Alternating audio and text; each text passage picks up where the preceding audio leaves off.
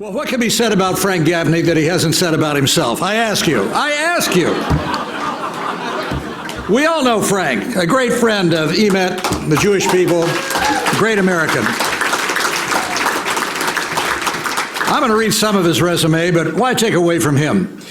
Frank is founder and president, as you know, of the Center for Security Policy, a not-for-profit, but he wished it was, nonpartisan educational corporation that has been nationally and internationally recognized as a resource for timely, informed, and penetrating analysis of foreign and defense policy matters.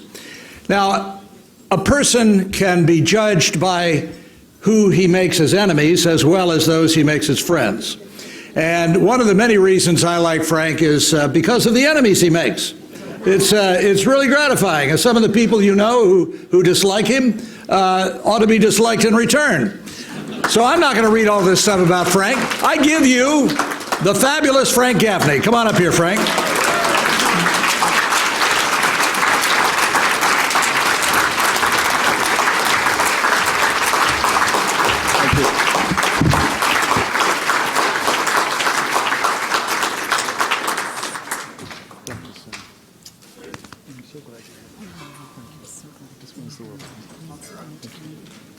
Thank you. Thank you. Sorry, I should know this. Thank you. I say I should know this because I've actually emceed this event for 9 years. And I finally dawned on me that I got this award because Sarah wanted to trade up to a considerably better MC and has done.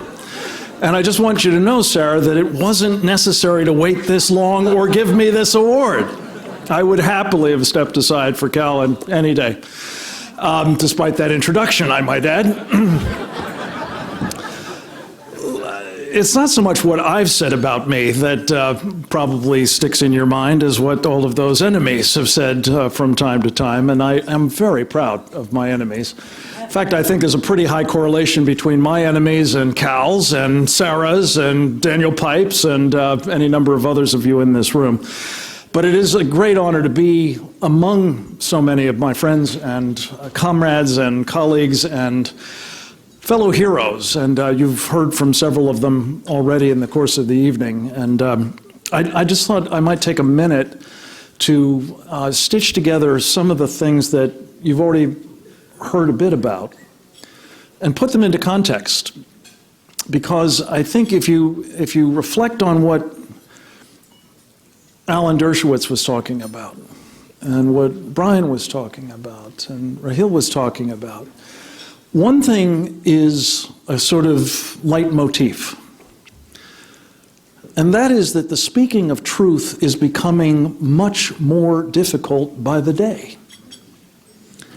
Particularly if the truth has to do with what brings us here, of course. EMET, the truth that Sarah Stern and this organization have really, with great valiance and courage and tenacity in the face of a lot of adversity, brought to all of us. But that adversity is getting harder in part because of the work of the organization that Rahil just mentioned. One that is almost completely unknown in the West. And not probably in this company, but outside of this room, how many have heard of the Organization of Islamic Cooperation? Not in this room. I know you know, Ariel. Outside of this room, this is an organization whose presence, let alone whose influence, is largely unremarked. It is, I think, fair to say, it is the most powerful organization in the United Nations today. Indeed, I believe it largely runs the United Nations today because of its 57 members. It was 57 that the president visited, Louis Gohmert, yes, sir. But as it happens, it's also, I think, because a fair number of them, as you know, sir, are quite awash with the petro wealth that we have insanely sent their way.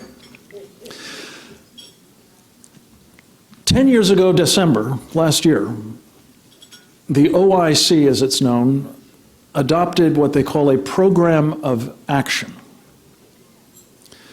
whose purpose, as I suspect even people in this room may not be aware,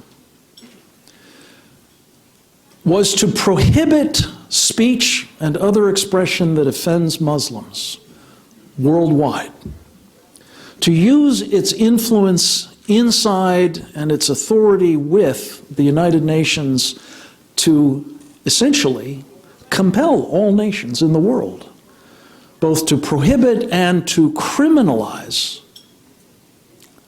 such expression as those several rings, all of them, find offensive, because they defame the Prophet or Allah or the Muslim practitioners of Islam. I'm sorry to report that that program of action was adopted as a part of the United Nations program through the UN's Human Rights Council with the support of the United States government. Indeed, one of the first things that the Obama administration did when it came to office in 2009, in March of 2009, was co-sponsor a resolution offered on behalf of the OIC by the government of Egypt. And after several years of toing and froing, they had to kind of change the name. It wasn't defaming Islam, it was defaming religion. It was adopted.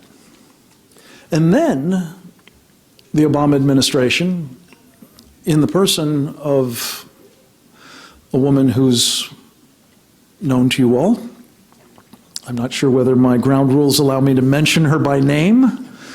Let me just say, at the time she was serving in the office of the Secretary of State. I'm not saying her name or anything she might be doing at the moment. I'm just saying, at the time, she helped institute something called the Istanbul process. Now, how many of you, aside from Ariel Cohen, have ever heard of the Istanbul process? Well, several of you have. The point is that this has now gone on, this process, for several years, starting in July of 2011, as I recall, in Istanbul. And it was there that this unnameable Secretary of State announced that because, well, she didn't quite put it this way, but because we have this natty little problem of the First Amendment to the Constitution, what we were going to do to try to fulfill the obligations that we had assumed under UN Human Rights Council Resolution 1618 would be to use old-fashioned techniques of shaming and peer pressure to prevent that we abhor.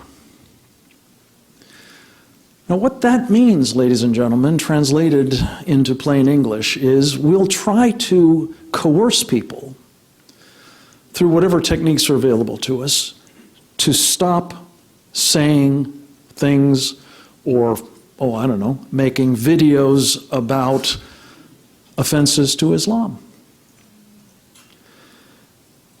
And in short order, not being encumbered by things like the First Amendment, the European Union adopted what are called, quote, illegal hate speech, unquote, prohibitions, which are now criminal acts, and there are friends of ours, people who, in some cases I think have received, in all cases deserve, the honors bestowed by this organization, tellers of the truth in Denmark, in the Netherlands, in Britain and elsewhere, who have been persecuted for violating these prohibitions. Now, to bring this home, literally, as you may be aware, in the past fortnight, Facebook, Twitter, YouTube, and Microsoft have formally adopted, through an agreement with the European Union, the prohibition imposed by the EU on illegal hate speech with respect to their platforms, at least as they're used in the European Union. And I don't know about you, but that sends a shiver up my spine that these monopolies, and I think that's the right way to describe them, I believe Mark Levin has called them such, these monopolies have been utilized by all of us as a kind of public trust. And now, I'm afraid, incrementally, we're going to see them beginning here, not just in Europe, here, going beyond old-fashioned techniques of shaming and peer pressure to actually silence speech. Speech that offends Islam. Speech that enables us as a people to understand what is being done under our noses much of the time to try to bring about our submission more broadly, not just to the hate speech codes of Sharia, but to the whole kit and caboodle. So let me just close by saying, this is a moment, ladies and gentlemen, when we must exercise our freedoms or we will surely lose them. I appreciate tremendously the opportunity that Sarah and EMET and the rest of you have given me to do that here tonight in connection with this honor, for which I am very grateful, and I hope you will all do the same. Thank you very much.